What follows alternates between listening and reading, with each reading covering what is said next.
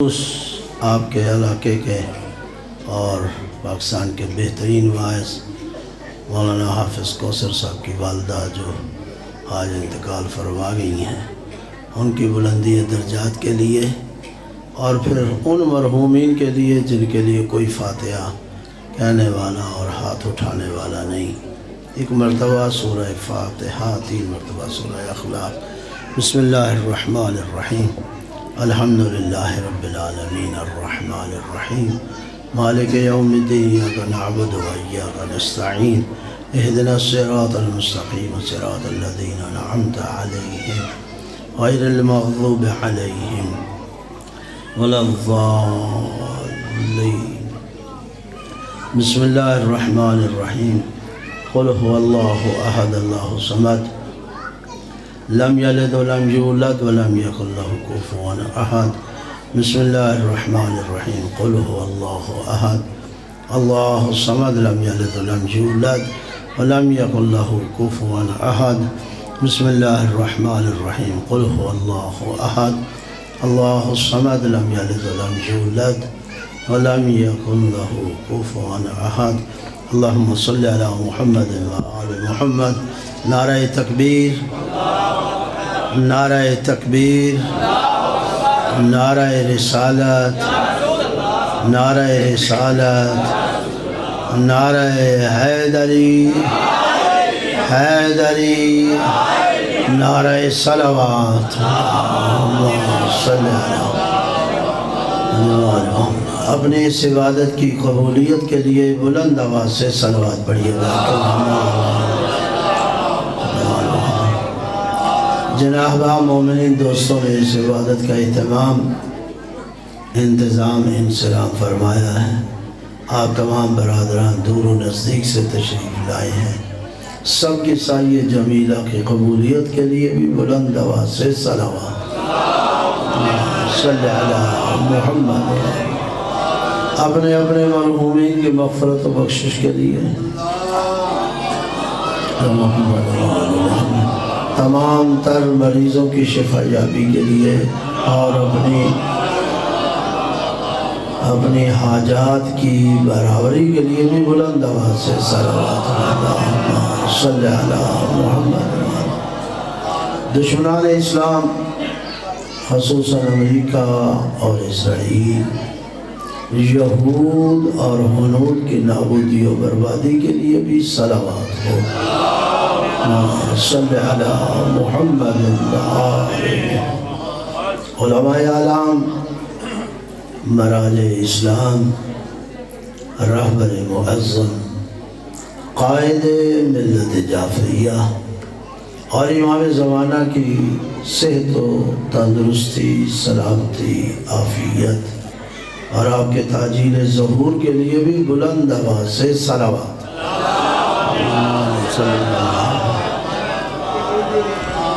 اعوذ باللہ من الشیطان الرجیم، بسم اللہ الرحمن الرحیم، الحمدللہ الحمدللہ رب العالمین، والعاقبۃ للمتقین، وجنۃ للموحدین المؤمنین المطیعین العارفین الکاملین،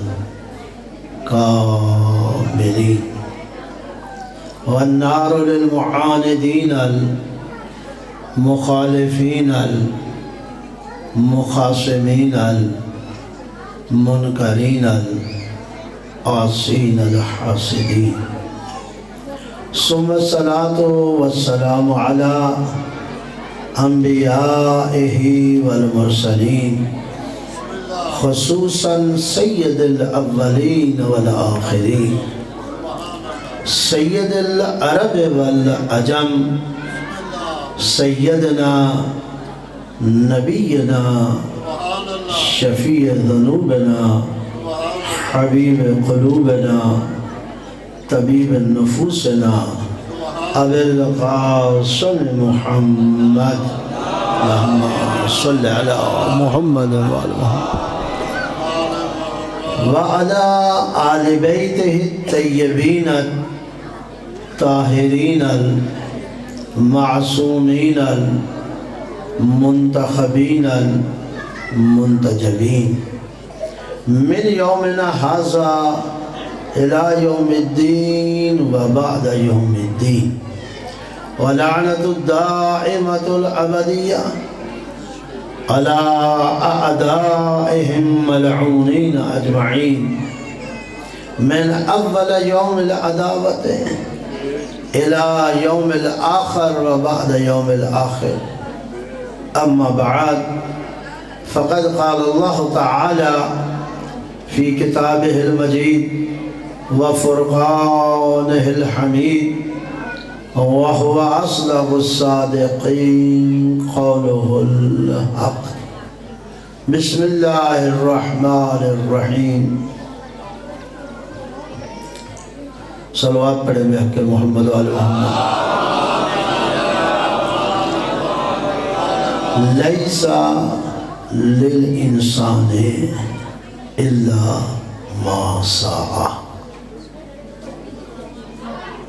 بہت شکریہ آپ کا خالق کائنات آپ کی اور ہماری بانیہ نے ادا کی صحیح جمیلہ کو اپنی بارگاہ میں قبول اور منظور فرمائے اللہ آپ سب کی مشکلات آسان فرمائے مسائل حل ہوں پریشانیاں دور ہوں اور دعائیں آپ سب کی ہم سب کی مستجاب ہوں اور جتنے بھی مرحومین ہیں بالخصوص حکیم صاحب اور ان کے خاندان کے دیگر مرحومین خالق کائنات ان کے درجات بلند فرمائے بہترین خطاب آپ نے بھی سنا اور واقعاً جو حق تھا وہ انہوں نے ادا کیا بالخصوص شان اور عظمت حضرت عباس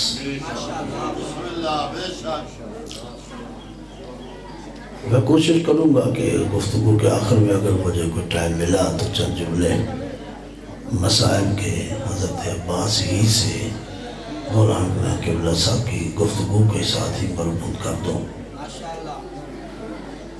آپ کے سامنے جو میں نے آیت پڑھی ہے لیس للانسان الا ما سعى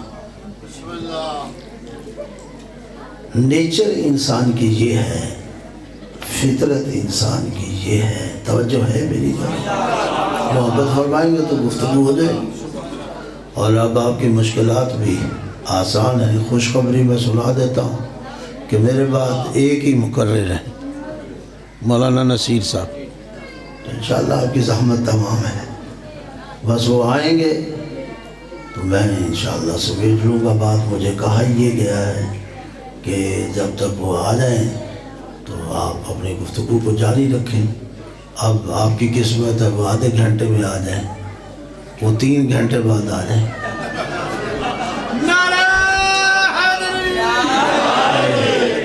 لیکن گھبرائیں نہیں جلدی آ جاتے ہیں نزدیک ہے کہیں 3 گھنٹے سمجھ کے پریشان ہو جائیں بہرحال مجھے نبھانا وہاں تک ہے اس لیے مجھے یہ سمجھ آ رہی ہے کہ میں زیادہ مسائل نہیں پڑھ سکوں گا ویسے بھی نہیں پڑھتا زیادہ تھوڑا پڑھوں گا لیکن ظاہر ہے جب وہ آئیں گے ٹائم کا پھر لحاظ اور ان کا ادب و احترام مجھے ملحوظ رکھنا ہوگا 2-4 جملے ہی بس میں صاحب کے کہوں گا جہاں پہ بات پہنچی ہوگی نیچر انسان کی یہ ہے جو میں عرض کر رہا تھا فطرت انسان کی یہ ہے کہ انسان پہلے نتیجہ طے کرتا ہے اور پھر کام کی طرف قدم اٹھاتا ہے ایسے ہی ہے نا وہ نتیجہ دیکھتا پہلے ہے حالانکہ نتیجے نے بعد میں آنا ہوتا ہے سارا سال بچہ پڑھتا ہے اور پھر امتحان دیتا ہے اور پھر رزلٹ کا نتیجے کا انتظار کرتا ہے امتحان بھی دیتا ہے پڑھتا بھی ہے محنت بھی کرتا ہے تو یہ تو بات طے ہو گئی نا کہ اگر آپ نتیجہ چاہتے ہیں تو 2 کام آپ کو کرنے پڑیں گے ایک تو محنت کرنا پڑے گی دوسرا امتحان سے گزرنا پڑے گا تب جا کے آپ کو نتیجہ ملے گا اگر ایک بندہ چاہتا ہے کہ میں محنت بھی نہ کروں اور امتحان بھی نہ دوں اور نتیجہ مجھے وہ مل جائے جو انبیاء کو ملا ہے، تو یہ کیسے ہو سکتا ہے میرے بھائی؟ کیسے ممکن ہے؟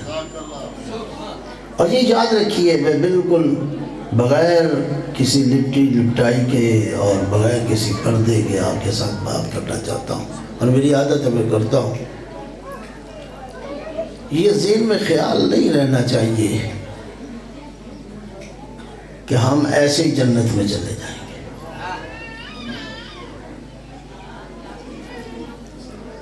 جہنم میں اور جانے کے لیے بتیرے ہیں، اللہ جنت میں جانے کے لیے یہی بندے تیرے ہیں۔ جنت کو سمجھتے ہیں کہ جنت جیسے سمجھتے ہیں کہ جیسے اللہ محتاج ہے، والعیاذ باللہ۔ سمجھتے ہیں کہ اللہ نے جنت سانوں نہیں دینی تو پھر دینی کی نہ کی نے جانا جنت میں اگر ہمیں نہیں جانا۔ دیکھیں نا ایسی باتیں ہوتی ہیں، جنت جیسے نہیں جانا تو پھر کی نے جانا ہے، پھر جیسے ٹھیکہ لیا ہوا ہے جنت کا، اور اللہ پر زبردستی کرنے کی کوشش کرتے ہیں۔ اللہ کو اپنی باتوں سے والعیاذ باللہ، ان کی باتوں سے یہ سمجھ میں آتی جیسے اللہ مجبور ہے ان پر، ان کا لیے۔ تو یاد رکھیے خالق مجبور نہیں ہے۔ اللہ نے تو اپنے انبیاء کو بغیر امتحان کے نہیں چھوڑا، انبیاء کو بغیر محنت کے نہیں چھوڑا۔ مجھے آپ جناب آدم سے لے کے حضرت خاتم تک 1,24,000 انبیاء، ایک نبی ایسا دکھا دیں جس نے محنت بھی نہ کی ہو اور امتحان بھی نہ دیا ہو، دکھائیں۔ ان سے پیارا تو اللہ کو کوئی نہیں ہے نا زیادہ، جی۔ جو اللہ کے اتنے قریب بندے تھے، کسی کو کلیم کہا، کوئی عیسیٰ روح اللہ ہے، کوئی موسیٰ کلیم اللہ ہے، کوئی ابراہیم خلیل اللہ ہے، اور ہمارے محمد مصطفیٰ صلی اللہ علیہ وآلہ وسلم حبیب اللہ۔ غور فرمایا، جتنا اللہ کا قریب، جب میں بات کر رہا تھا کہ بغیر لپٹے بات کرنا، جتنا آپ اللہ کی قریب جائیں گے اتنی آپ کو محنت بھی زیادہ کرنی پڑے گی اور اتنا آپ کا امتحان سخت ہوتا جائے گا۔ یہ نشانی ہے۔ اگر کوئی آدمی یہ سمجھتا کہ نہیں ایسے نہیں، ایسے ہی اللہ کے قریب ہو جائیں گے، اللہ کے قریب ہونے کی یہی روایات اور احادیث ہیں کہ اگر کوئی اللہ کے قریب ہونا چاہتا ہے، حتیٰ کہ میں اللہ کی بات کیا کروں، آئمہ علیہ السلام کے بارے میں بھی یہی ہے۔ خود امام حسین علیہ السلام معصومین کے ارشادات ہیں کہ اگر کوئی ہم سے محبت کرنا چاہتا ہے اور محبت کرنے کے لیے تیار ہے تو پہلے اپنے آپ کو امتحان کے لیے تیار کر دیں۔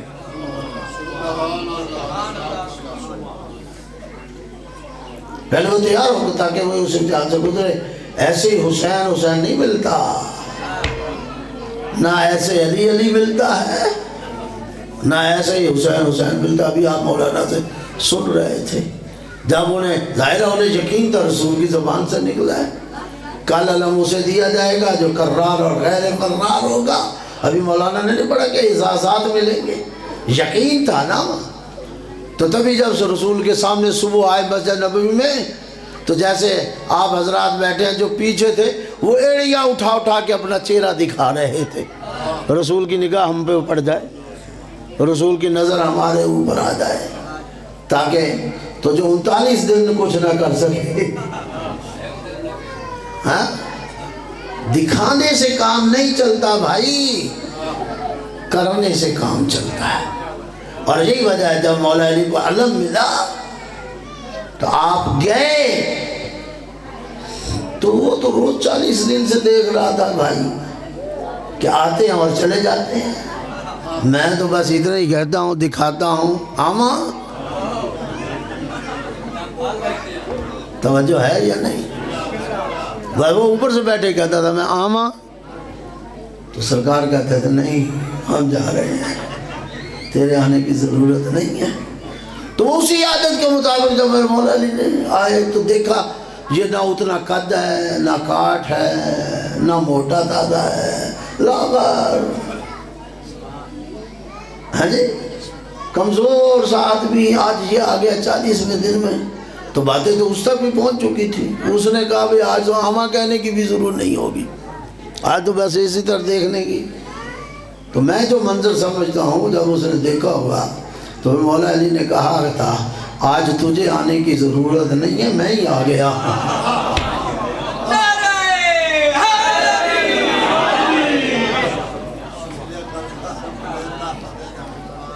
تجھے آنے کی ضرورت نہیں، ہاں میں آ گیا ہوں، اور وہ آیا۔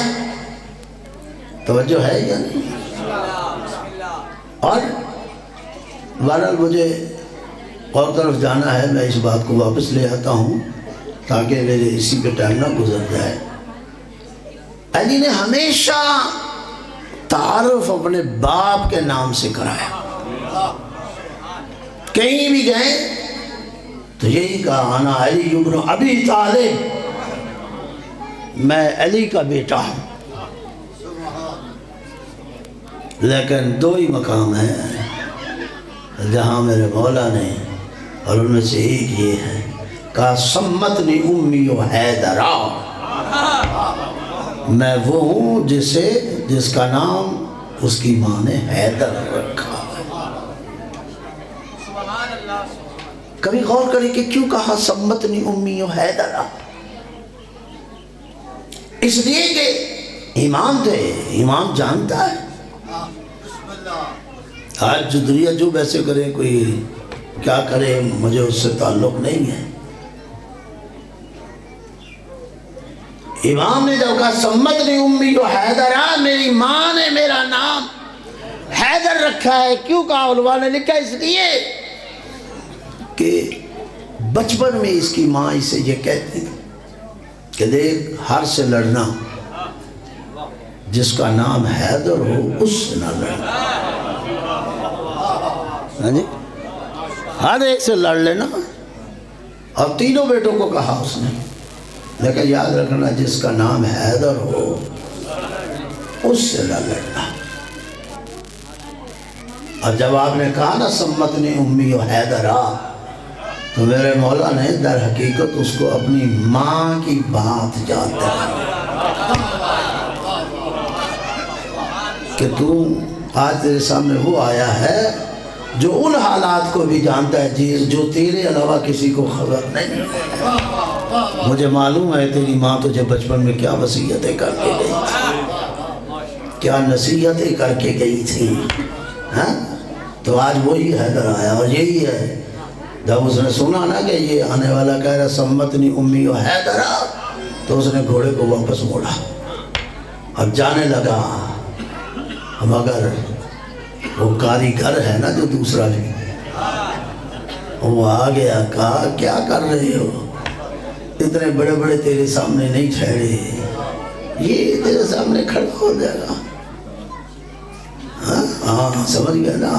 الکنایا تو ابلغ من التصریح، کہتے کنایا اشارہ جو ہے وہ وضاحت سے بھی پہلے ہے، بندے کو بڑی جلدی لے جاتا ہے۔ کسی بندے کو سختی سے بلانا ہو وہ اور بات ہے، اگر آپ پیچھے سے کھنگورا ماریں، اور کھنگ اور کھنگورے میں فرق ہے نا، ہے یا نہیں؟ کھنگورا مارنا تو اشارے جو ہیں یہ بڑی شے ہوتی ہے۔ اس نے کہا یہ کیا کر رہے ہو؟ کہا میری ماں نے مجھے وصیت کی تھی۔ کہا کون سا ضروری ہے یہ وہی ہے؟ ضروری تو نہیں کہ یہ وہی حیدر ہو، وہم ڈالنے والا، ہاں ایسے لوگ ہیں کاریگر، چیزیں ہیں جو بہرحال میں جو واپس آنا لیس للانسان الا ما سعی۔ اللہ نے اسی سوچ کو توڑا، کہا انسان جو تو سمجھتا ہے کہ پہلے نتیجہ ملے اور پھر تیرا اقدام ہو، نہ، یہ چھوڑ، تیرے پاس سوائے سعی اور کوشش کے نہیں ہے۔ لیس للانسان، انسان کے پاس کچھ نہیں ہے الا سوائے سعی و کوشش کی۔ اگر آپ یہ کر کے کام کرو گے تو ممکن ہے ہزارہا عمل خیر کو چھوڑ دو، نیکیاں انجام ہی نہ دو۔ لیس للانسان الا ما سعی، تمہارے پاس سعی اور کوشش کی کچھ نہیں ہے۔ یہ سمجھ کے کر کے نہیں، پہلے مجھے وہ چیز چاہیے تو پھر تو کئی کام کر ہی نہیں سکے گا۔ اسی لیے ایک اور مقام پہ فرمایا السعی منا والاتمام من اللہ، آپ کی طرف سے سعی اور کوشش اور محنت ہے، وہ کیجئے، انجام اللہ کے ہاتھ چھوڑ دیجئے، نتیجہ اللہ کے ہاتھ چھوڑیے، نتیجہ آپ کے ہاتھ میں نہیں ہے، اور نتیجہ آپ رکھ بھی نہیں سکتے، اس لیے کہ وہ جاننے والا ہے ما فی صدور کو، جو سینوں میں ہے۔ اس لیے جب بھی جتنی عبادتیں، گھبرا تو نہیں گئے، جتنی عبادتیں ہم انجام دیتے ہیں، نیت کیا کرتے ہیں؟ قربۃ اللہ، نماز پڑھی قربۃ اللہ، روزہ رکھا قربۃ اللہ، حج کیا قربۃ اللہ، زکوٰۃ دی قربۃ اللہ، یہ سارے اعمال کرتے ہیں تاکہ اللہ کے قریب ہو جائے۔ اللہ کے قریب ہونا اہم ہے، نتیجہ اللہ پر چھوڑیے۔ آپ اگر نتیجے پہ بیٹھ جائے تو نماز شروع تو اللہ کے لیے کی ہے، لیکن ممکن ہے وہ اللہ کے لیے رہی نہ ہو۔ روزہ اللہ کے لیے رکھا، لیکن رکھنے میں ممکن ہے تم گھوم گئے۔ حج اللہ کے لیے شروع کیا، ممکن ہے وہ پھر کسی اور کے لیے ہو۔ ہم تو وہ لوگ ہیں کئی دفعہ ہماری عبادتیں اللہ کے لیے نہیں رہتی۔ یہ بڑی غور طلب بات ہے، ذرا محبت فرمائیے گا۔ ہاں میں ذمہ داری سے کہتا ہوں، ذمہ دار آدمی ہوں، ایسے نہیں آپ کے ساتھ بات کر رہا۔ بس اوقات بہت سے لوگوں کی عبادات اللہ کے نہیں ہوتی، لیے نہیں ہوتی، بلکہ بس اوقات کتوں کے لیے بھی وہ عبادتیں کر دیتے ہیں۔ یہ جملہ بڑا سخت ہے، لیکن اہل علم جو نتیجے کے خواہاں ہیں وہ ذرا غور کریں۔ میں مثال سمجھا دیتا ہوں، ایسے واقعات آپ کو بہت سے ملیں گے، علماء اخلاق نے اپنی کتابوں میں ایسے واقعات بہت سے لکھے۔ ایک شخص آدھی رات کو خیال آ گیا، نیند نہیں آ رہی ہوگی یا جو بھی کچھ ہے، خیال آیا کہ جا چلو آج مسجد میں چلتے ہیں، آدھی رات کو اللہ کے گھر میں اللہ کی عبادت کرتے ہیں۔ دل سے یہی لے کے چلا، مسجد میں آیا، پرانا دور، آج تو پھر کچھ مسجدوں کی رونق ہے، پرانا دور تھا مسجدیں بیچاری خالی پڑی رہتی تھی، سال بعد کوئی آتا تھا، کوئی مسجد بھی چھوٹی چھوٹی ہوا کرتی تھی، پرانے سے وہ تختے لگے ہونے، وہ بھی چر چر کرنے، جب کھولو توجہ، گھبرا تو نہیں گئے، آیا دیکھا دروازہ کھولا، چر وہ بڑی دیر سے، پھر آگے دیکھا جالے سمٹ گیا، وہ جالے ہٹائے، ہاں جی چلو جیسے تیسے مصلی بچھا ہوا، اس کے بڑی عقیدت سے اس نے نماز شروع کی۔ آیا گھر سے اسی لیے، لیکن امتحان ہوتا ہے، بات یاد رہے۔ اب جیسے ہی اس نے کہا اللہ اکبر، پیچھے سے تھوڑی سی دروازہ کھلا، وہ پھر وہ چر چر کی آواز آئی، اسے محسوس ہوا کہ مسجد میں داخل ہوا ہے بندہ مسجد میں، یہ وہ موڑ ہے۔ میں نے کہا نا کاریگر بڑے ہوتے ہیں، فوراً اس کے دل میں خیال آ گیا، آیا تھا اللہ کی نماز پڑھنے، فوراً سوچا بھئی دیکھو میں بھی آیا ہوں، اس کا مطلب آدھی رات کو کوئی اور بندہ بھی آیا ہے نماز پڑھنے، اب وہ مجھے دیکھا گئے گا بھئی یہ شبیر تو بڑا نیک بندہ ہے، میں فرضی نام لے رہا ہوں، یہ شبیر تو بڑا نیک بندہ، آدھی رات کو اللہ کی نماز پڑھ رہا ہے، صبح یہ ایک کو کہے گا، دوسرا دوسرے کو کہے گا، تیسرا تیسرے کو کہے گا، پورے گاؤں میں پورے محلے میں یہ بات چلے گی، پھیلے گی کہ شبیر تو رات کو اللہ کی بارگاہ میں جاتا ہے، نمازیں پڑھتا ہے، ہاں جی، جہاں اسے 5 منٹ پڑھنی تھی نمازیں یا 10 منٹ پڑھنی تھی اسے آدھا گھنٹہ لگایا، ساری نماز میں یہی سرکل چلتا رہا۔ نہیں غور فرمایا؟ توجہ ہے کیا کہ اب شبیر کی نماز اس نے دیکھ لی ہے، شبیر کو مسجد میں دیکھ لیا ہے، اب یہ پورے پنڈ کو، پورے گاؤں کو، پورے شہر کو، پورے خاندان کو بتائے گا اور میری ماشاءاللہ مشہوری ہوگی۔ اور یہ کیا ہے؟ یہ وہ ٹرن پوائنٹ تھا، یہ امتحان کا موقع تھا کہ گھر سے اللہ کے لیے چلا تھا تو آیا رہا بھی اللہ کے لیے۔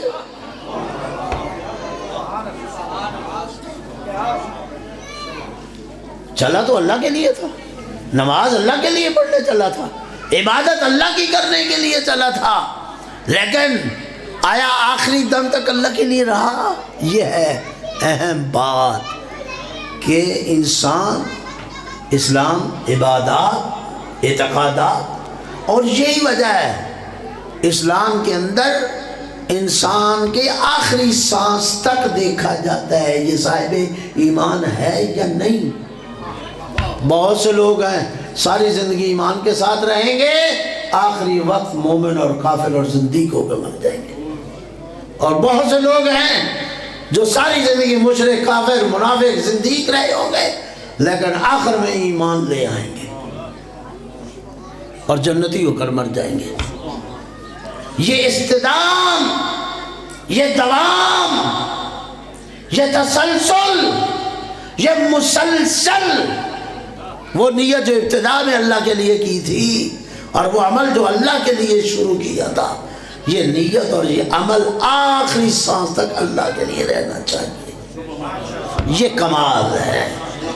وَإِلَّا وَنَوَاز، اچھا میں سنا رہا تھا، اب اس نے ساری نماز ختم کی، جہاں 10 منٹ لگانے تھے آدھا گھنٹہ لگایا، جب ختم کر کے چلا اور ساری نماز میں یہی سوچتا رہا، جب مڑا سردیوں کی رات تھی، وہ بھی سردی میں اٹھ کے آیا تھا، دیکھا گیا کہ سردی سے ایک ٹھٹھرا ہوا کتا، جسے کہیں سردی لگی، وہ مسجد کا دروازہ کھول کے مسجد کی صفوں میں آ کے بیٹھ گیا سردی سے چھپانے کے لیے، تو اس نے سر پہ ہاتھ پھیرا اور مارا کہ میں اس کتے کے لیے نماز پڑھتا رہا۔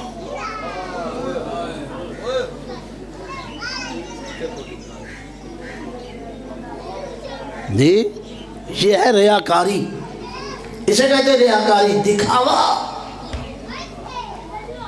ایسی 1000 رکعت پڑھ، اس کا کوئی فائدہ نہیں، 1 رکعت اللہ کے لیے پڑھ، وہ 1000 رکعت سے فائدہ مند۔ چلو میں آپ کو ایک اور واقعہ سنا دیتا ہوں تاکہ یہ بات اور سمجھ میں آ جائے۔ گھبرا تو نہیں گئے؟ ذرا بلند آواز سے صلوات پڑھیے۔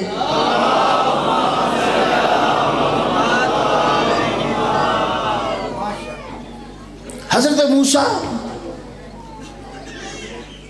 انبیاء میں سے ایک اہم ترین نبی ہیں، رسولوں میں سے بھی ایک اہم ترین رسول ہیں، اولی العزم رسولوں میں سے ایک رسول ہے یا نہیں؟ اور یہ واحد نبی ہے جنہیں کلیم اللہ کہا گیا۔ کسی اور نبی کو کلیم اللہ سے ڈائریکٹ بات کرتے تھے۔ ایک دن کیا خیال آیا، اللہ سے ہم کلام ہوئے، اللہ این الصدیقی الشہید، جو میں نے بات کی تھی اس کے تسلسل میں یہ بات لا رہا ہوں۔ کیا کہا؟ این الصدیقی الشہید، اے اللہ میرا وہ شہید دوست کہاں ہے؟ اب آپ مجھے بتائیے، جسے رسول صدیق کہے اور شہید کہے، اس کے دوست ہونے میں یا شہید ہونے میں شک کیا جا سکتا ہے؟ انصاف سے بتائیے۔ میرے ساتھ بولیں گے تو آپ کو بھی لطف آئے گا اور بات بھی آگے بڑھے گی۔ رسول کہہ رہے ہیں، جناب موسیٰ کہہ رہے ہیں، کلیم اللہ کہہ رہے ہیں، اے اللہ این الصدیقی الشہید، اے اللہ میرا وہ شہید دوست کدھر ہے، کہاں ہے؟ اب شہید کا رتبہ آپ جانتے ہیں، اور کوئی جانے یا نہ جانے، آپ تو جانتے ہیں نا، ہمارے ہاں تو شہادت اتنی آسان ہے، من مات علی حب آل محمد مات شہیدا، جو آل محمد کی محبت پہ مرا وہ شہید مرا ہے یا نہیں؟ اور بھی حدیث بڑی ہیں، مات مغفورا، مات کامل الایمان وغیرہ وغیرہ وغیرہ۔ مجھے چونکہ ایک اس انداز سے من مات علی حب آل محمد مات شہیدا، جو آل محمد کی موت پہ مرا وہ شہید مرا۔ تو شہید کی عظمت، شہید کا مقام، اور شہید جنتی ہوتا ہے، یہ تو ہمیں معلوم ہے، یہ تو طے ہے نا، ہے یا نہیں؟ بولے نا، طے ہے۔ اگر جاگ رہے ہیں تو بلند آواز سے صلوات پڑھیں۔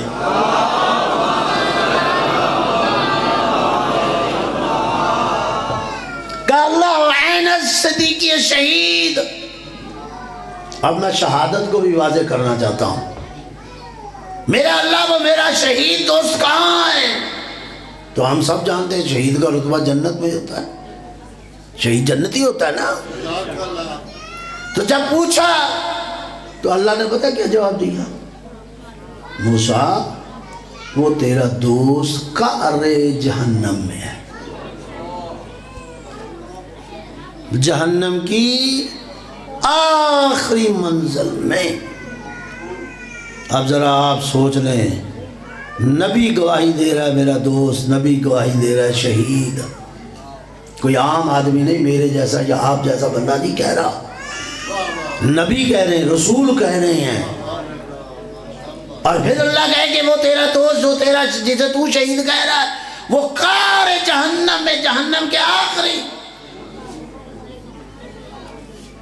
موسیٰ جیسا نبی تڑپ جاتا ہے، اللہ وہ شہید ہے اور جہنم، یعنی شہید اور جہنم کا جوڑ نہیں ہے، یہی ہے نا بات۔ اس لیے موسیٰ حیران ہو گئے، شہید اور جہنم کا جوڑ نہیں ہے، تو وہ شہید اور جہنم کا۔ موسیٰ اگر میں اس کی شہادت قبول کرتا تو شہید تھا نا۔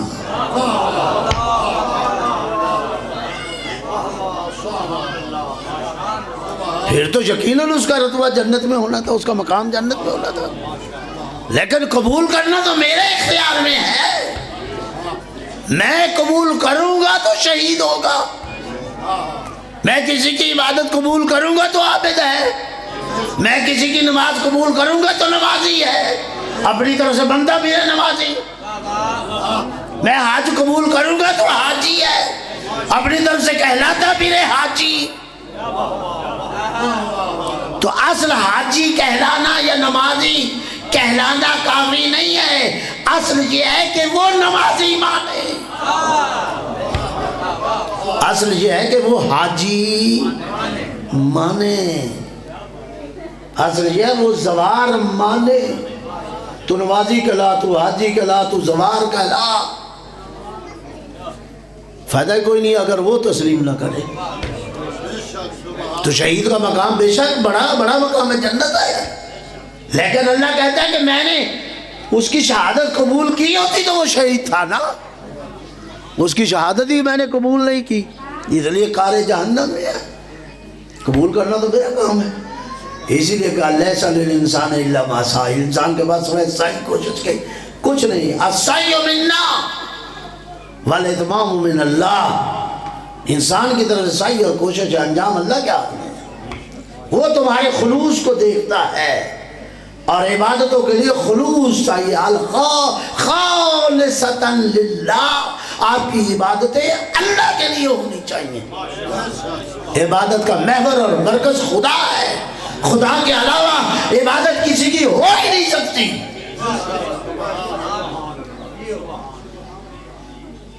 اسی لیے کہا جاتا ہے اول دین اول دین معرفتہ، دین کی ابتدا کیا اس کی پہچان، وآخر دین الاخلاص بے، یا تسلیم، یہ دو لفظ مختلف عبارات میں آئے ہیں۔ ابتدا دین کی ہے کہ اس کو پہلے پہچانی ہے، وہ ہے کون، کس کی عبادت کرنے جا رہے ہیں؟ تمہارا سر تمہارا سجدہ کسی اور کے لیے نہیں ہونا چاہیے. تمہارے سجدے کے لیے اگر کوئی قابل ہے تو وہ اللہ ہے. تمہاری عبادتوں کے لیے اگر کوئی قابل ہے تو وہ اللہ ہے. تمہاری عبادتوں کسی اور کے لیے نہیں ہونی چاہیے. خالص ہونی چاہیے عبادت. انجام اللہ کے ہاتھ میں. آئیے اللہ کے ہاتھ میں دیجئے. کہا میں نے اس کی شہادت قبول نہیں کی. توجہ گھبرا تو نہیں گئے. میں نے اس کی شہادت قبول نہیں کی. قبول کرتا تو وہ شہید ہوتا, پھر جنت بھی جاتا, شہادت کا رتبہ بھی پاتا. اسی لیے کبھی اپنی عبادتوں میں گھمنڈ نہ کیجئے.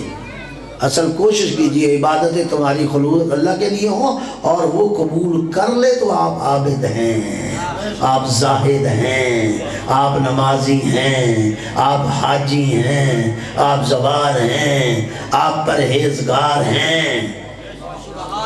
ہمیں تو پتہ ہی نہیں چلتا ہماری عبادتیں کبھی نفس ہمارا لے جاتا ہے, کبھی شیطان لے جاتا ہے, کبھی ساتھ کا دوست لے جاتا ہے, کبھی محلے دار لے جاتا ہے, کبھی رشتہ دار لے جاتا ہے, کبھی باپ کو دکھانے کے لیے عبادتیں ہیں, کبھی استاد کو دکھانے کے لیے ہیں. مجھے پتا ہے یہ موضوع میں نے ذرا مشکل ہی شروع کر لیا ہے. توجہ ہے یا نہیں؟ اللہ کے لیے چاہیے. میں شہادت اس کی قبول کرتا تو چاہیے. اچھا اللہ تو نے اس کی شہادت قبول نہیں کی, وہ شہید نہیں ہے. اچھا یہ تو بتا اس کی قبول کیوں نہیں کی؟ یہ تو حق پہنچتا ہے نا پوچھنے کا. یہ پوچھنے کا حق پہنچتا ہے یا نہیں کہ آخر وہ میرے سامنے تو شہید ہوا ہے, لیکن تو نے اس کی شہادت کیوں نہیں قبول کی میرے اللہ؟ کہاں یہ موسیٰ پوچھ کہ کیوں میں نے اسے جہنم میں ڈالا اور کیوں میں نے اس کی شہادت قبول نہیں کی؟ کہا اس لیے کہ یہ ماں باپ کا نافرمان تھا.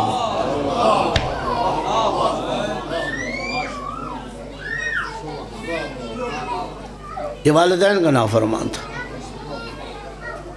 اس لیے بعض روایات میں ملتا ہے پڑھ لے نمازیں, رکھ لے روزے, کر لے حج, دے لے زکاتیں. اگر تو ماں باپ کا نافرمان ہے, نہ یہ نمازیں تجھے بچا سکے گی, یا نہ روزے بچا سکے گے, نہ تیرے حج و زکات تجھے بچا سکے گی, اس لیے کہ تو نافرمان ہے ماں باپ کا. اس لیے بعض روایات میں ہے جنت جانا تو دور کی بات, جو ماں باپ کا نافرمان ہے وہ جنت کی بو بھی نہیں پا سکے گا. علماء نے لکھا, گھبرا تو نہیں گئے, علماء نے لکھا ہے 70,000 میل تک جنت کی بو جاتی ہے, خوشبو. 70,000 میل, 70 میل نہیں, 70,000 میل تک جنت کی خوشبو مشام کو پہنچتی ہے. تو حدیث میں ہے کہ وہ جنت تو دور کی بات, جنت کی بو بھی نہیں حاصل کرے گا. اتنا تو جو ماں باپ کا نافرمان ہے. خدا نہ کرے ہم میں کوئی ایسا بیٹھا ہو, اگر ماں باپ زندہ ہے, اگر کہیں گستاخی ہو گئی انہیں راضی کیجئے, معافی مانگیے. اور اگر خدا نہ خاصا دنیا سے چلے گئے ہیں تو ان کی قبروں پہ جائیے, گڑ گڑائیے اور معافی مانگیے. میں کہا کرتا ہوں, مذاق نہیں میں کر رہا ہوں, ذمہ داری سے کہنا چاہتا ہوں, ماں باپ وہ اللہ کی نعمت ہے. دنیا کی چیز ختم ہو جائے نا تو پھر اس کا فائدہ بھی ختم ہو جاتا ہے, لیکن ماں باپ اللہ کی وہ نعمت ہیں جو زندہ تو زندہ کیا مر کر بھی تیرے لیے نعمت ہیں.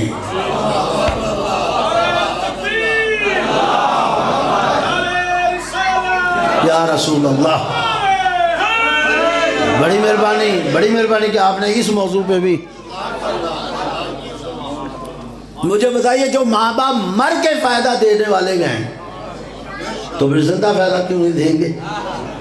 دیں گے یا نہیں دیں گے؟ ایک شخص آتا ہے رسول اسلام کے پاس, یا رسول اللہ میرے حق میں دعا کیجیے. پیغمبر کو دعا کر دینی چاہیے, نبی اور مولوی کا کیا کام ہے؟ اور علماء کے پاس بھی لوگ آتے ہیں دعا کیجیے, نبیوں کے پاس بھی لوگ آتے ہیں دعا, وہیں سے سننے چلی ہے نا.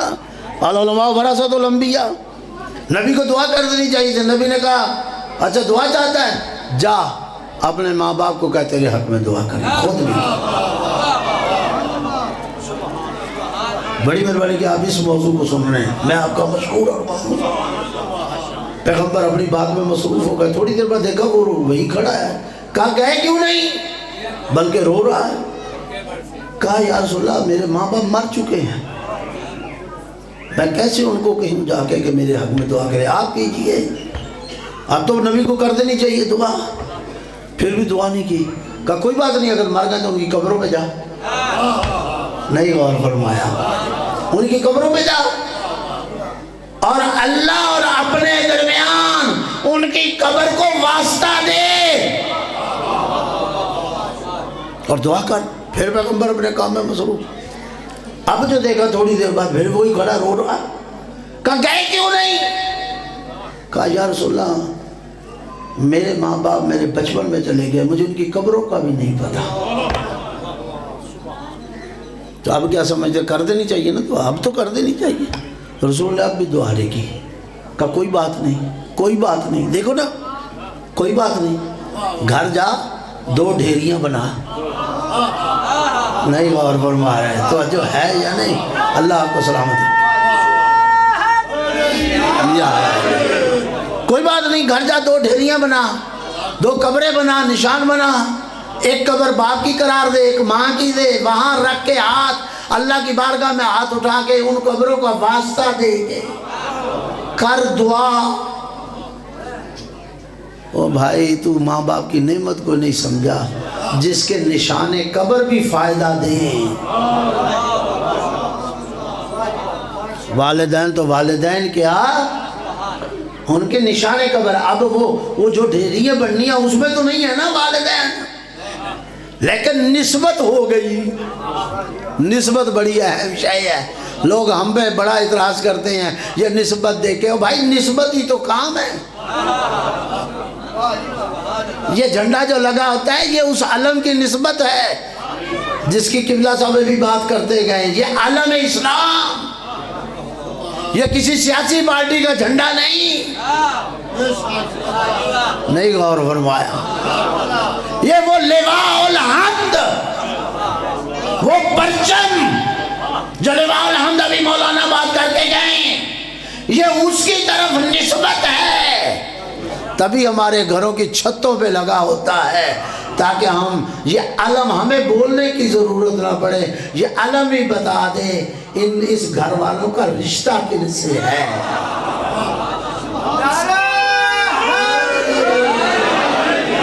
اللہ آپ کو سلامت رکھے، خدا آپ کو محفوظ رکھے۔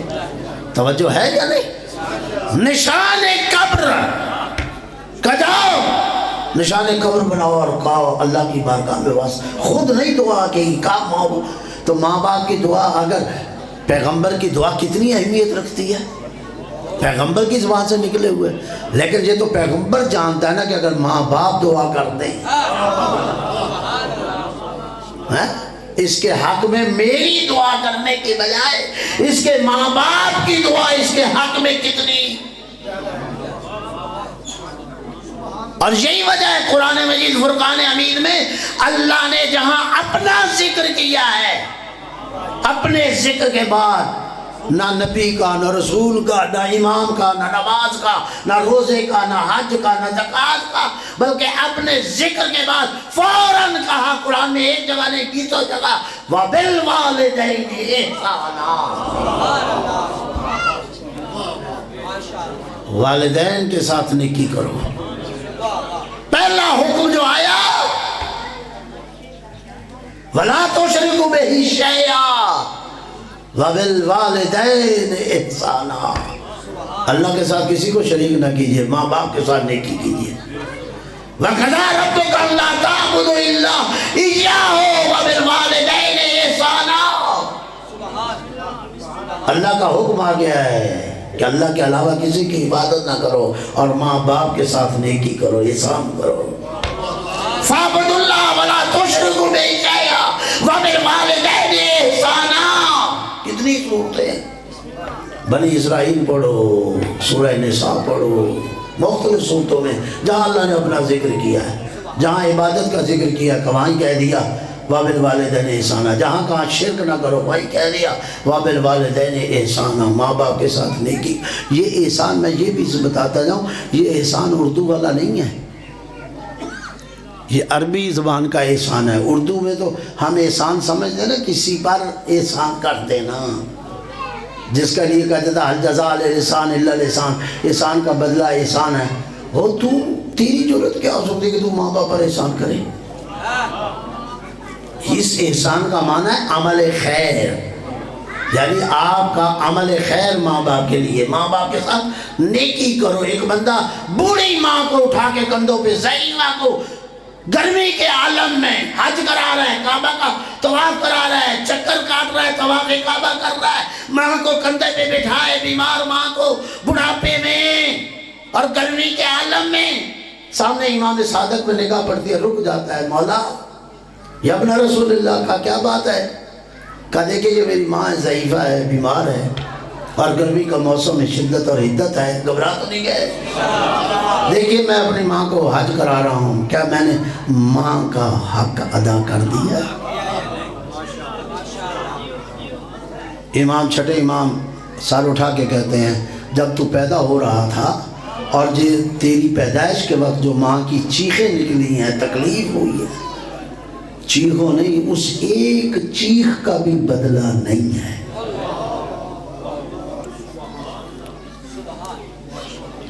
اس ایک چیخ کا بھی بدلہ، تو آپ کیا احسان کر سکتے ہیں؟ اور میں جاتے جاتے یہ بھی سنا جاؤں، نافرمان، میں نے ابھی کہا نا اللہ نے کیا کہا تھا موسیٰ کو کہ اسے میں نے جہنم میں ڈال دیا۔ شہادت صحیح تو تب ہوتا میں شہادت قبول کرتا، کیوں نہیں قبول کی؟ کیونکہ ماں باپ کا نافرمان ہے۔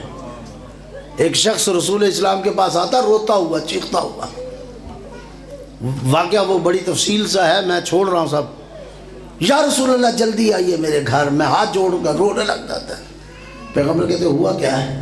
کہا 3 دن ہو گئے میرا بھائی موت وارد ہے، سکرات موت میں مر نہیں رہا،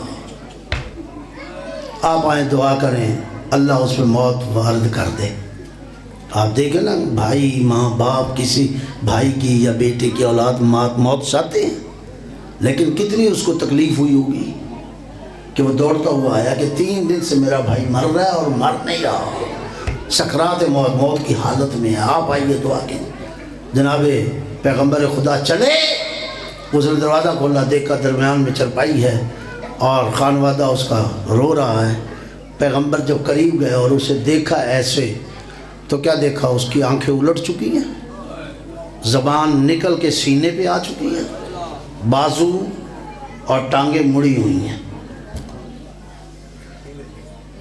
موت طاری ہے مگر آ نہیں رہی۔ 3 دن ہو گئے، بھائی باپ کہہ رہے ہیں کہ اللہ یا رسول دعا کیجیے یہ مر جائے، ہم سے اس کی تکلیف نہیں دیکھی جاتی، اتنی تکلیف ہے۔ اور حالت میں نے آپ کو بتا دیا کیسی شکل تھی۔ جب پیغمبر نے دیکھا، چاہیے تو تھا دعا کرتے کہ اللہ اسے موت دے دے، جیسے ہی آپ نے دیکھا کہ آنکھیں الٹی ہوئی ہیں، زبان سینے پہ نکل آئی ہے، ٹانگیں بازو پھر چکے ہیں، آپ مڑے اور دروازے سے نکل، گھبرا تو نہیں گئے؟ یہ گفتگو ذرا بس محبت فرمائیے، آج پھر میں موضوع عجیب چھیڑ بیٹھا ہوں۔ مڑے اور گھر سے نکلنے لگے، بھائی دوڑ کے آگے آ گیا، یا رسول اللہ میں آپ کو لایا کس لیے تھا؟ آپ نے دعا نہیں کی؟ کہا میں اس کے لیے دعا نہیں کروں گا۔ کہا یا رسول اللہ کیوں دعا نہیں کریں گے؟ کہا میں اللہ کے کام میں مداخلت نہیں کرتا۔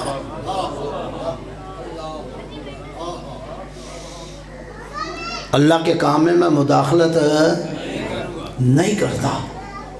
کا مطلب کہا یہ نافرمان ہے والدین کا، والدہ کا، اس لیے اللہ نے اس پہ عذاب یہ ڈالا ہے، اور اس کے عذاب، اللہ کے عذاب نے مجھے بتا دیا کہ یہ ماں کا نافرمان ہے۔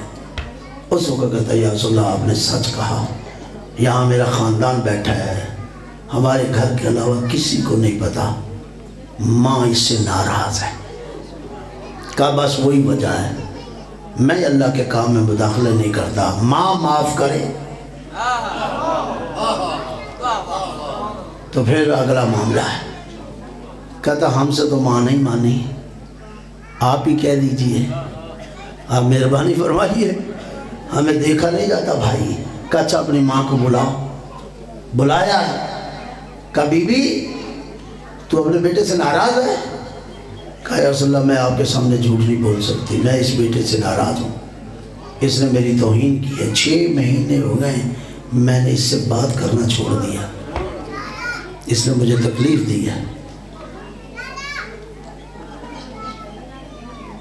کبھی بھی تیرا بیٹا ہے، دیکھ اسے معاف کر دے. یہ عذاب تیری وجہ سے ہے. تو ناراض ہے، جب تک تو راضی نہیں ہوگی اللہ اس سے عذاب نہیں ہٹائے گا. کہتے ہیں یا رسول اللہ میں اسے معاف نہیں کروں گی. اس نے میرا دل دکھایا، اس نے مجھے تنگ کیا ہے، ماں کو تنگ کیا ہے. کہ میں اس کے لیے دعا نہیں کروں گی، میں اسے معاف نہیں کروں گی.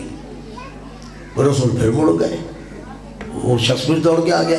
کہتے ہیں یا پیغمبر مطلب دیکھو میں خدا کے کام میں مداخلت نہیں کر سکتا. یہی راستہ تھا. ماں معاف کر دیتی تو کام ٹھیک ہو جاتا، لیکن جب ماں معاف کرنے کے لیے تیار نہیں ہے تجھے اللہ نے عذاب دینا ہی دینا. میں اللہ کے کام میں مداخلت، نبی بھی اللہ کے کام میں مداخلت کرنے کے لیے تیار نہیں. نافرمانی ایک ایسی شے ہے ماں باپ کی.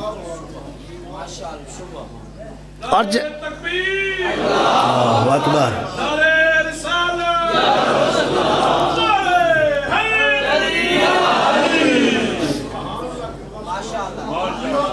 میں اس کے لیے اللہ کے کام میں مداخلت نہیں کرتا. جب پھر پیغمبر مڑے، پیغمبر کے قدموں پہ گر گیا. یا رسول اللہ دیکھا نہیں جاتا، بھائی ہے، 3 دن سے اس کی یہ حالت ہے، ماں بھی راضی نہیں ہو رہی، آپ بھی جا رہے ہیں، اب ہمارا چارہ کیا؟ ماں بھی راضی نہ ہو، نبی بھی چلا جائے، ہم کس دروازے پہ جائیں؟ کوئی تو حل نکالیے. ہاتھ جوڑ کے رو رہا. پیغمبر مڑے، کہتے اچھا اس طرح کرو کچھ لکڑیاں لاؤ. لکڑیاں اکٹھی کی گئیں. اب وہ جو گھر میں ڈھیر لگنے لگا نا، تو جب لکڑیاں ڈھیر لگ گئی، ماں بھی دیکھ رہی ہے. سن رہے ہیں آپ؟ ماں بھی دیکھ رہی ہے. پیغمبر لکڑیاں اکٹھی کرائی. کہا اسے آگ لگاؤ. آگ جب بھڑکنے لگی، چالو ہو گئی آگ، تو وہ ماں پوچھتی ہے یا رسول اللہ کیا کرنا چاہتے ہیں؟ پیغمبر کہتے تیرے بیٹے کو میں جلانا چاہتا ہوں. کہا لاؤ اسے، اٹھاؤ اسے آگ میں ڈالو. ماں تھی نا.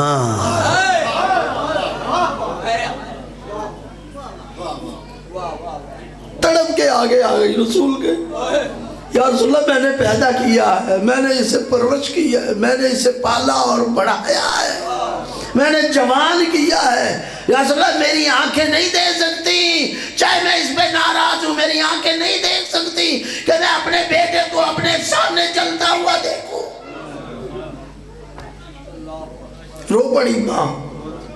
پیغمبر کہتے ہیں اگر تم معاف نہیں کر رہی، یہ آگ میں جلتا نہیں دیکھ سکتی، یہ مرے گا تو جہنم کی آگ میں جلے گا. وہ تو اس سے کئی 70 گنا زیادہ ہے. کہتی ہاں رسول اللہ یہ مرنے کے بعد بھی جہنم میں جائے گا. کہاں اگر تم معاف نہیں کرے گی تو یہ تو اس آگ سے ڈر رہی ہے، جہنم کی آگ میں جائے گا اگر تم معاف نہیں کرے گی. جب سلانا کہ معاف نہیں کرے گی تو جہنم میں. فوراً آسمان کی طرف سر اٹھایا اور کہنے لگی 3 دفعہ کا اللہ میں معاف کرتی ہوں، اللہ میں معاف کرتی ہوں، اللہ میں معاف کرتی ہوں. جب 3 دفعہ اس نے کہا، رسول مڑے اور باہر کی طرف جانے لگے. بیٹا پھر آ گیا. یا رسول اللہ میری ماں نے معاف تو کر دیا ہے نا. کہاں؟ کہا اب تو آگے دعا کر دیجئے. کہا اب میری دعا کی ضرورت نہیں، جا اپنے بھائی کو دیکھ.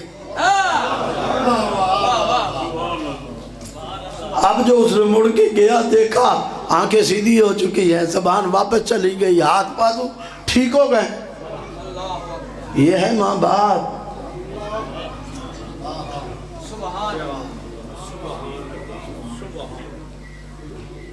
علماء حق کی صحت و سلامتی کے لیے بلند تر صلوات.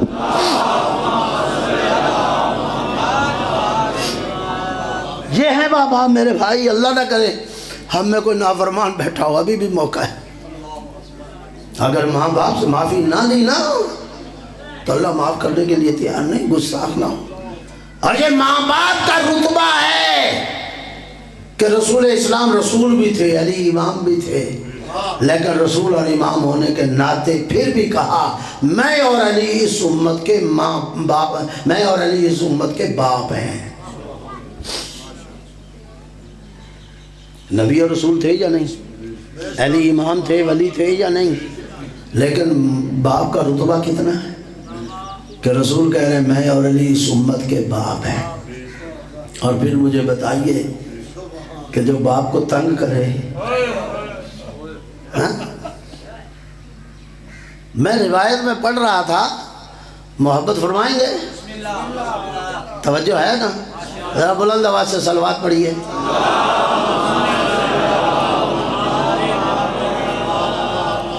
السلام علیکم ورحمۃ اللہ. ماشاءاللہ. مجھے بتا دیجئے گا بھی جب آ جائیں، یہ نہ ہو کہ میں لمبا ہوتا جاؤں. بھئی محبت ہو رہا ہے، کیا کہا کہ میں اور رسول اس امت کے باپ ہے. کتنا رتبہ ہے؟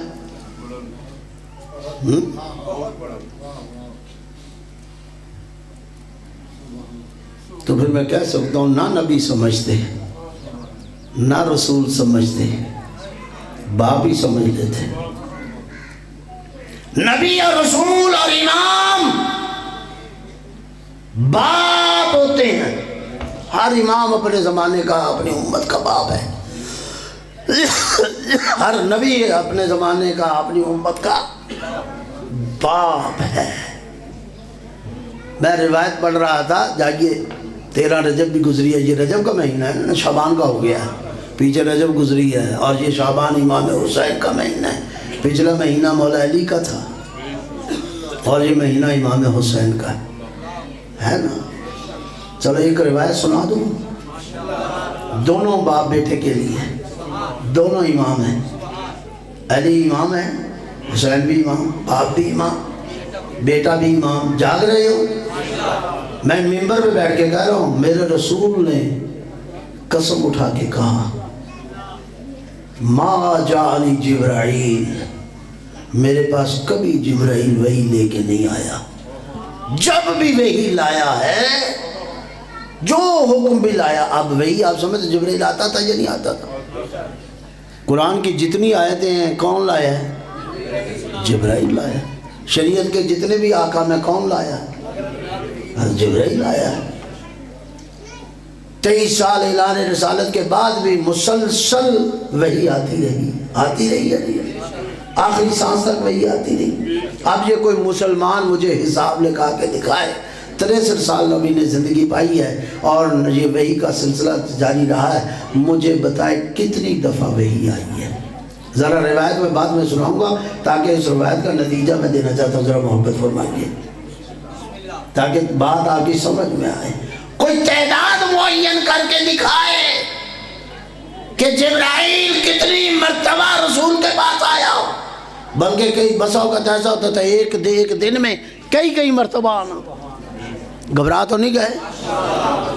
ایک دن میں کئی مرتبہ آنا. اب کتنی وحی، اور رسول کہہ رہے ہیں میرے پاس کبھی جبرائیل نہیں آئے. ما جانی جبرائیل الا، میرے پاس کبھی جبرائیل نہیں آیا مگر جب بھی کوئی اللہ کا پیغام لے کے آیا، جب بھی پیغام لے کے آیا ہے اس کے ساتھ 2 چیزیں ضرور لایا ہے: ولایت علی ابن ابی طالب و محبت الحسین.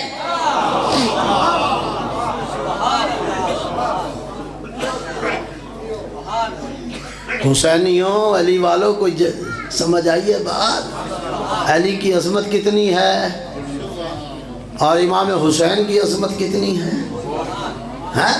جب بھی نبی کے پاس جبرائیل آیا ہے 2 چیزیں ضرور لایا ہے: ولایت علی اور محبت حسین. صلوات پڑھیے بحق محمد و آل محمد. آپ کی اجازت سے شکریہ. کیا ٹائم ہوا جی؟ چونکہ میں نے وعدہ کیا تھا میں آپ کے انتظار میں. 1 گھنٹہ ہو گیا اور میں ایک میسج دینا چاہ رہا تھا، اب اس کی طرف میں نہیں جا سکتا. جو لوگ فیصل آباد گئے تھے وہ میسج کو جانتے ہیں. کہ ولایت علی ابن ابی طالب اور محبت الحسین جب بھی آیا ہے، اگر توحید کا مسئلہ لایا ہے تو تب بھی علی کی ولایت اور حسین کی محبت، نبوت کا مسئلہ لایا ہے تو تب بھی ولایت علی اور محبت حسین، امامت کا، قیامت کا، نماز، روزہ، حج، زکوٰۃ، خود، جہاد، تبرع، تولی، امر بالمعروف، نہی عن المنکر، معاشرے کے مسائل، ہمسایوں کے مسائل، جو بھی میراث ہے، طلاق ہے، حدود ہے، دیات ہے، وغیرہ وغیرہ، جو بھی شریعت کے حکم، جب بھی اللہ کا کوئی حکم لایا ہے تو ساتھ ہر دفعہ دو چیزیں آئیں، ایک علی کی ولایت اور دوسری حسین کی محبت۔ اسی لیے یہ شرط ہے آپ کی عبادات کی، اگر یہ عبادات کے ساتھ نہیں ہیں، جیسے وضو نماز کی شرط ہوتی ہے نا، ایسے اہل بیت کی ولایت اور محبت بھی شرط ہے عبادات کی، جیسے نماز بغیر وضو کے نہیں ہے کیونکہ وضو شرط ہے، اسی طرح عبادات بھی قبول نہیں ہوں گی جب تک یہ شرط پوری نہیں۔ اس لیے 8ویں امام نے آپ نے علماء واعظین سے سنا رکھا ہے، میں آپ کو پورے واقعے کی طرف نہیں جا رہا، کہ انا من شروطہا، وہ نیشا پور میں کہا تھا کہ ان شرطوں میں سے ایک شرط میں ہوں کہ میں امام وقت ہوں،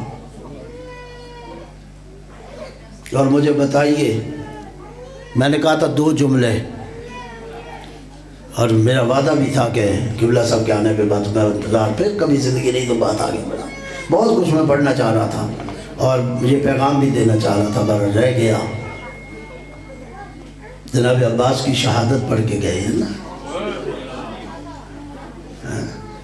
میں ایک روایت پڑھ رہا تھا کہ جنت میں ایک دروازہ مخصوص اللہ نے بنایا ہے جس کے اوپر لکھا ہے باب الحسین، اللہ کی عبادت قبول کرے، وہ 2-3 منٹ زیادہ نہیں، باب الحسین، اس میں حسین کے چاہنے والے جائیں گے۔ سورہ قرآن میں ایک سورہ ہے سورہ زمر، اس کا زمر کا معنی ہے کھینچنا، اس کی یہ زمر کے نام میں روایت لکھی ہے کہ اس کا زمر کیوں رکھا نام، وہ کہتے ہیں اس لیے کہ جنت بعض لوگوں کو کھینچے گی، مشتاق ہوگی، وہ جنت کے پاس آ کے کھڑے ہو گئے، جنت انہیں کھینچے گی کہ آؤ میرے اندر داخل ہو جاؤ، مگر وہ جنت میں لوگ داخل نہیں ہوں گے، وہ کھڑے ہوں گے، کہیں گے ہمیں نہیں، اب ذرا دیکھو نا، ساری دنیا جنت کی مشتاق ہے، وہ لوگ کون ہیں جس کی جنت مشتاق ہے؟ سورہ زمر،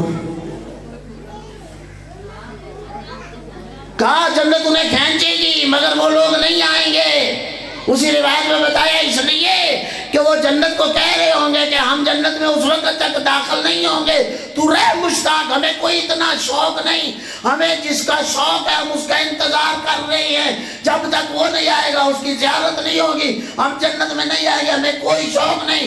جنت پوچھے گی آخر کس کے انتظار میں کھڑے ہو، تو وہ کہیں گے حسین ابن علی، ہم حسین ابن علی کے لیے جنت انتظار میں کھڑے، ہمیں اتنی جلدی نہیں ہے جنت میں جانے کی۔